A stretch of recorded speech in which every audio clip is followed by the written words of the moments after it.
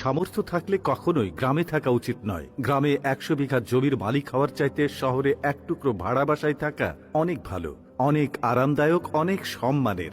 গ্রামে স্থায়ীভাবে বসবাস করাটাকে কোন সূচকে এগিয়ে রাখা যায়? আসলে এখানে বেশিরভাগ মানুষ এতটাই টক্সিক যে তারা নিজেদের ব্যক্তিগত জীবনের চাইতে আপনার জীবন নিয়ে বেশি চিন্তিত। আপনার চুল বড় কেন, অনার্সে পড়া সত্ত্বেও মেয়ের বিয়ে দেয় না কেন, 25 বছর বয়সে আপনি বেকার কেন, আপনার কোনো ব্যাচমেট বা আপনার সমবয়সী কেউ যদি বিদেশে গিয়ে লাখ লাখ টাকা কামায় তাহলে আপনি এখনো পড়াশোনা করছেন কেন, এসব আজগুবি বিষয় নিয়ে তাদের অনেক টেনশন। গ্রামের সব থেকে বোকা মানুষটাও শহরের মানুষকে এক হাটে 3 বার বিক্রি করতে পারবে। সামান্য জমি জমা নিয়ে যে কূটনৈতিক খেলা চলে গ্রামের মুরব্বীদের মাথায়, তা আন্তর্জাতিক কূটনীতিকদের মাথায়ও খেলবে না। আপনি পুকুরে যত্ন সহকারে মাছ চাষ করবেন, একদিন ঘুম থেকে উঠে দেখবেন সব মাছ মরে ভেসে আছে। আপনি কিছু নতুন ফুল ফলের গাছ রোপণ করবেন, সকালে দেখবেন গাছের গোড়া থেকে ভেঙে রাখা হয়েছে। এমনকি আপনার বোনের কিংবা মেয়ের বিয়ে ঠিক করবেন, সহজ সরল কেউ একজন নিজে সিএনজি ভাড়া করে যে পরপক্ষের কাছে দুর্নাম করে বিয়ে ভেঙে দেবে। মাঝে মধ্যে তারা এমন কিছু বিষয় নিয়েও চিন্তিত হয় যেসব বিষয় নিয়ে আপনার ফ্যামিলি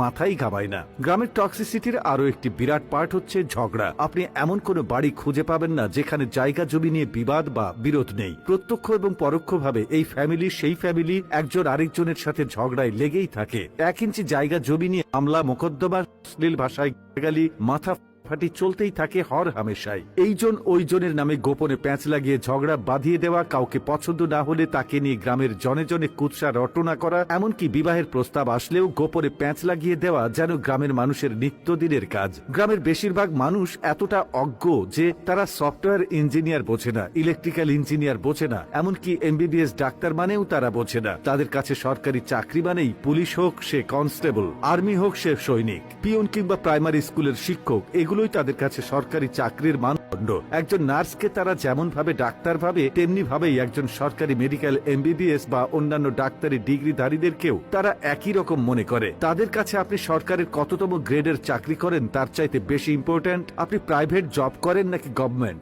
আপনি প্রাইমারি স্কুলের পিয়ন হলেও হয়তোবা তারা মেয়ে বিয়ে দিতে চাইবে, কিন্তু যদি শোনে আপনি প্রাইভেট কোম্পানির চাকরি করেন, সে চাকরি যতই ভালো হোক তারা আমতা আমতা করবেই। তাদের কাছে আপনার উচ্চশিক্ষা গ্রহণের চাইতে আপনার যে বন্ধু এসএসসি পরীক্ষার পরে সৈনিক, কনস্টেবল কিংবা বিদেশের লেবারে কাজ করতে গিয়েছে তাদের দাম অনেক বেশি। আর টক্সিসিটির সবচেয়ে বিরক্তিকর আরেকটা পার্ট হচ্ছে গ্রামের চায়ের দোকানগুলো। প্রতিটি চায়ের দোকানে চায়ের কাপের চুমুকেই উঠে দিয়ে, যেখানে কার